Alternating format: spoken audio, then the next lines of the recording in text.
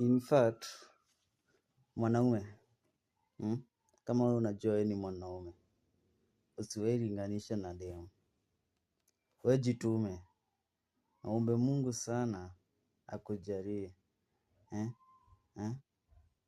Jitume, wewe tafuta tu kazi, hata kama ni ya kuchoma makaa, hata kama ni unauza biscuit, hata kama unauza sweet. Wewe jitume, Mungu atakujalia. Na atakuonekania. Acha nikwambie, wenye unaona tu wana drive, wenye unaona wako na madege, walijituma tu na wakanunua. Mwanaume, usilale. Kama ni kulala, lalanga tu 2 hours ama 3 hours zikienda sana. Hizo masaa zingine, wewe unakuwa kazi, unatafuta kazi. Tafuta kazi hata na simu. Hiyo simu yako inaweza kupea kazi pia. Jitume mwanaume. Achana na mademu. Kwanza achana na mademu na ujitume. Tafuta pesa. Hivyo tu.